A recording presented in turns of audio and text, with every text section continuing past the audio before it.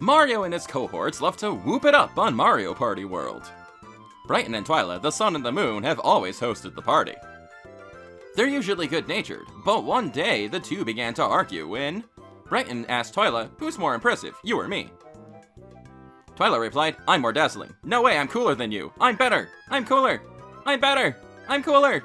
Brighton and Twyla were furious at each other. It seemed like nothing could end their furious feud. Thankfully, Mario came up with a plan. "I forgot it! The stars will help us end their fight. We'll throw a Mario Party to fill the star bank." With the power of the stars, they had a shot at getting them to make up. Determined to settle Brighton and Twyla's spat, Mario and his party-hardy cohorts set out to stockpile stars. But will the power of the stars be enough to end Brighton and Twyla's feud? Let's find out. Hello everybody, it's me, your good friend Sparky, and if you're watching this video on the day it's uploaded, it's March 16th, which means it's my birthday, which means we're having a party, which means we're having a Mario Party, which means we're gonna party all day and all night, which means it's time for the Mario Party 6 CPU Tournament. Heck yeah. In case you are unaware of what the CPU Tournament is or what it entails, we are going to set the computer players in Mario Party 6 up to play games of Mario Party on their own in a tournament style. I will not be playing at all. My only role in all of this is to commentate on what I'm seeing. And this way, we can see who truly is the superstar without any player interference. Or in this case, the solar star, lunar star, cosmic star. They went back to just calling it the superstar in this game, even though it had special names in the last two Mario Party games. I don't know why. Ignoring the fact that my GameCube for some reason thinks it's 2020, the before times, if you will, we are going to get a little bit of a rule explanation out of the way before we get this party started officially. Because of course, it wouldn't be the Mario Party CPU Tournament without there being some kind of massive change to how things are going to function between tournaments. Because, if anything, the Mario Party games are not consistent in the slightest. So, if Future Sparky in the editing room would please explain things, let's get things going and figure out how the heck this party is going to proceed. Before we get into any kind of rules explanations, I just wanted to give a shout out to who I'm calling this year's sponsor. My good friend, Marsho Sonic. We've been friends for years, we do lots of projects together, and he also bought me my copy of Mario Party 6 so I could do this tournament. Which, if you've been paying attention to the prices on used GameCube games nowadays, that wasn't really a cheap endeavor. He streams on Twitch and he also uploads to YouTube, so I'm gonna put links to both of his pages down in the description, so please, check out my buddy. Because if you don't, you'll miss out on seeing moves like these.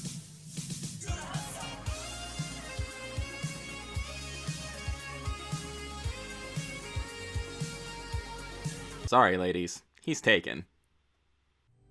But on to other matters, because there's a lot to talk about. Mario Party 6 honestly proved to be a challenge to make a tournament out of for a couple different reasons. The first of which being that I had really never played this game before. Longtime viewers may recall back during the Mario Party 4 CPU tournament that I mentioned I wasn't as familiar with that game as I was with the Nintendo 64 titles. But truth be told, that's the case with all of the GameCube-era Mario Parties. I rented these games from a local video store to play them, and I never owned any of them when they were new releases. So my base knowledge of Mario Party 4, 5, and 7 all came from those brief rentals. But, did you notice I left a particular game out there? Mario Party 6 didn't even have that much going for it. I never owned this game, I never rented it, Heck, I had never even played it in any form until I started making preparations for these videos. That's not due to any faults of the game itself, mind you. Mario Party 6 is a truly unique spectacle in the series. It uses a day and night cycle to create boards and minigames that change around you depending on the time of day. It is by far one of the most notable entries in the Mario Party series. I just had never played it before. This meant I had no old save file to work with, and I was starting from scratch. To get this tournament off the ground, I needed to unlock one of the characters, one of the boards, and I needed to try and play as many of the minigames as I could. And I kinda failed at that last one. In fact, you're going to see several unknown minigames pop up during these early videos. So, yeah, I apologize in advance if this tournament comes off as somewhat unprofessional in comparison to the previous events, but it's just because this game is a very unknown entity to me when compared to nearly every other Mario Party game. Except for Mario Party 9, but we don't talk about Mario Party 9. Now for the other reason this tournament proved to be a hassle, and that is the character roster and number of boards to play on. I was truly spoiled by Mario Party 3 and 4 being so easy to make tournaments out of, because they had such nice even numbers to work with. They had 8 playable characters and 6 boards. But then Mario Party 5 rolled up, kicked me in the face, and made my brain do backflips trying to make a tournament work out of 10 playable characters and 7 boards. It took a good bit of work, but I was successful in the end. Then Mario Party 6 comes along, and not only are we back down to 6 boards, but there are 11 playable characters.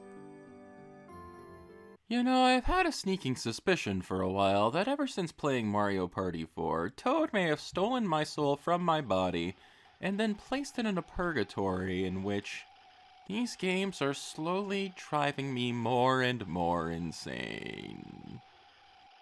I mean, seriously? 11 characters. How am I going to make this work? Well, maybe I can take inspiration from the past tournaments. With 6 boards, I could easily recycle the format I used in Mario Party 3 and 4. But the problem becomes whittling these 11 characters down to 8 in order to fit them in the tournament bracket. So how do we do that then? I guess with some more recycling. So for the first time since Mario Party 3, we're gonna have some preliminary rounds before the main event. But since there are no dual maps in this game, we still need to get a bit creative to pull this off. The preliminary rounds are going to be shorter matches of only 10 turns apiece. We'll be rotating through the boards and the characters who are playing every match to give all 11 participants an equal shot at making it to the main event. At the end of things, there will be a total of 11 preliminary rounds, with each character getting 4 chances to compete and prove their mettle. Their overall placement in each of their matches will be recorded, and they will be ranked by how many times they came in 1st, 2nd, 3rd, or 4th place. Obviously, they will get better results by consistently placing 1st or 2nd, and placing 3rd or 4th too many times will hurt their chances at making it to the main event. The 8 players who perform the best overall will take part in the main tournament. In the event that stats are too tied up, we will hold a 12th tiebreaker round to determine who will make the cut. But once the prelims are done and our top 8 are decided, things will start to look a bit more normal. During the main tournament, placing 1st or 2nd in a match will make our competitors move up in the rankings where they will eventually reach the finals, while placing 3rd or 4th will ship them off to the losers bracket, where placing 3rd or 4th again will mean elimination from the tournament. But from the ashes of defeat, the 2 best players from the losers rounds will also ascend to the finals, where the superstar of Mario Party 6 will be crowned. Did that make sense? I hope it made sense, because it's a little late now to try and make it make more sense. If my explanation wasn't clear enough, here's hoping it's more clear in practice. Either way, I think I've spent enough time rambling on about the rules. Past Sparky manning the tournament, I now shift things back to you. So because of the way preliminaries are going to work, the party is going to probably run a little long in spots this year. So we gotta get things going and get things started up. Let's head into my file here and really get the party going. Welcome to the party! From here, you can get to any game mode or shop at the Star Bank. And of course, we've got to head to party mode. Whee!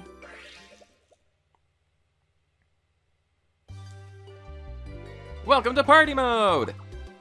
If you're looking for a party, you've come to the right place. Want to learn how to play party mode? I think we know the basics at this point. I only have been doing this for 6 years. You'll have to choose the game settings before we can start the party. So, of course, we're gonna have to run through the boards quite a few times to get the preliminary rounds out of the way before we make our way to the main tournament. By the time the tournament is over, I'm sure you'll be sick of seeing all of these boards.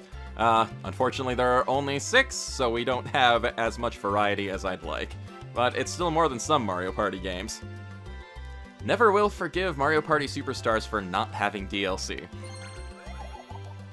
So we gotta head to Towering Tree Stops to start things off. We're of course going to be playing in Battle Royale mode. For the preliminary rounds, we are going to have things set to 10 turns, with all minigames on and the bonuses stars at the end of the game, ready to cause some upsets. Of course, right at the beginning, I do kind of have to step in and make sure that everything is functioning correctly. And to start us off in the very first preliminary round, we have what I like to call the Classic Four.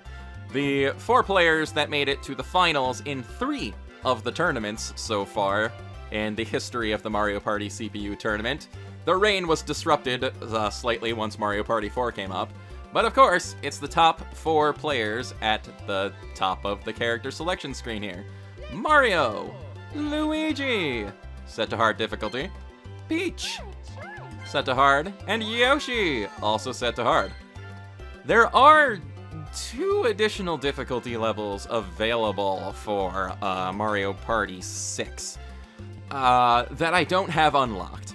But I guess to just keep things consistent from the previous years, we're going to keep them at hard, kind of a base level to sort of watch and judge them by.